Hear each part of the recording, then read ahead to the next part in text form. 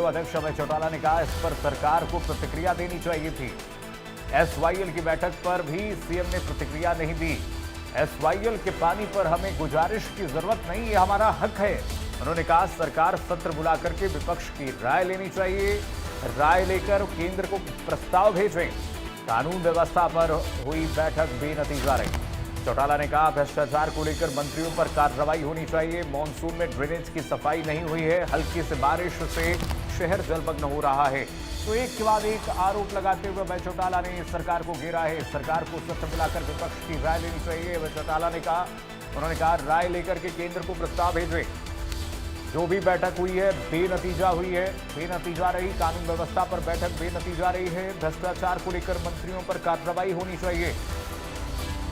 इन लो अध्यक्ष अभय चौटाला ने कहा मानसून में ड्रेनेज की सफाई नहीं हुई है। इस वक्त हरियाणा के तमाम शहर जलभराव की स्थिति से गुजर रहे हैं। सरकार को सत्र बुलाकर के विपक्ष की राय लेनी चाहिए। अभय चौटाला ने इस मामले में कहा कि राय लेकर के केंद्र को प्रस्ताव भेजे, हम उनके साथ खड़े हैं। अभी दोनों मुख्यमंत्रियों की एक बैठक हुई थी पिछले दिनों पानी को लेकर, एसवाईएल को लेकर।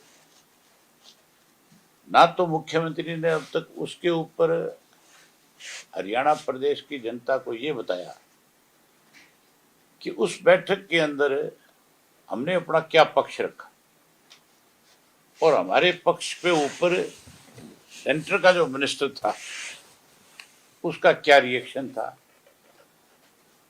आज हमें कहीं जाकर के पानी के लिए किसी के आगे जाकर के रिक्वेस्ट करने की जरूरत नहीं है। ना तो एसवाईएल का जो पानी है वो हमें गिफ्ट किया जा रहा, एसवाईएल का जो पानी है वो हमारा हिस्सा है।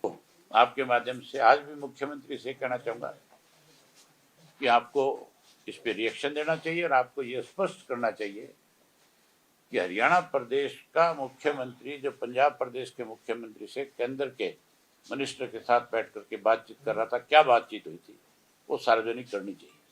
उसका क्या पक्ष था वो सार्वजनिक करना चाहिए, ना कि केवल बड़े भाई और छोटे भाई की बात करके लिपापोती करके और आप बाहर आ जाओ।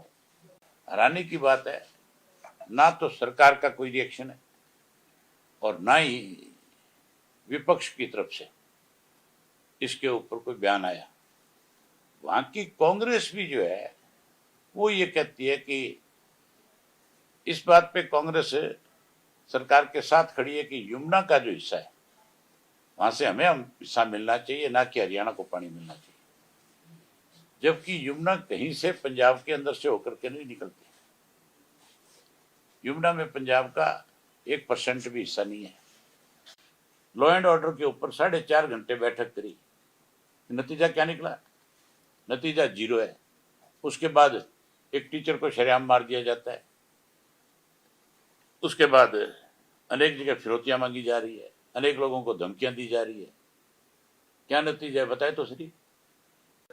ये यात्राएं हमारे समय में भी निकलती थी, कभी कुछ नहीं होता था, बिल्कुल आराम से यात्रा निकलती थी। ये टोटल का टोटल भाजपा की सरकार जो ये जानबूझ करके ये एक प्रोपेगेंडा करती है, लोगों के अंदर हिंदू और मुस्लिम के नाम के ऊपर बखेड़ा करना चाहते हैं, किसी ना किसी तरीके से लोगों का ध्यान बांटते हैं अपनी कमियां छुपाने के लिए। ये इस तरह के बयान दिलवाते हैं कि भाई मुन्ना बजरंगी, कौन है मुन्ना बजरंगी, क्या है मुन्ना बजरंगी बताओ। उसकी भी रोज खबरें छपती है। मुन्ना बजरंगी वो यात्रा के लिए परमिशन मांगता है।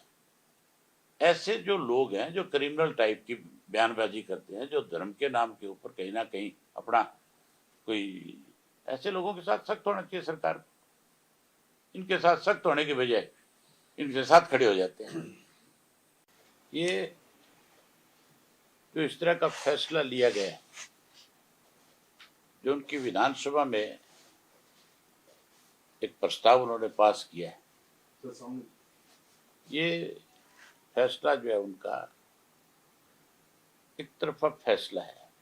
हमारे मुख्यमंत्री को इसके ऊपर उसी वक्त सरकार की तरफ से रिएक्शन करना चाहिए था। बजाय मुख्यमंत्री ने रिएक्शन करने के एक तरह से मौन स्वीकृति दे दी। ये अपनी अब ये जो किसी को सस्पेंड करते हैं, किसी को चार्जशीट करते हैं, ये अपने मंत्री जो इनके थे उस वक्त के, उनके खिलाफ क्यों नहीं कार्रवाई करते? कौन खा गया पैसे? अधिकारी की हिम्मत थोड़ी है पैसे खा जाएगा। अधिकारी तो तब पैसे लेता है जब उसको ऊपर से शय मिलती है कि भाई नीचे से लेके ऊपर तक आने दे। इसके लिए जिम्मेवार कौन है? ये अखबारों की खबर बना करके अपने आप को ये दिखाना चाहते हैं भी तुम तो राजा हरिश्चंद्र हो, तुम तो कुछ कर ही नहीं रहे। ये सारे के सारे भ्रष्ट हैं। आज इंक्वायरी करा लो, एक भी दूध का धुलावा नहीं।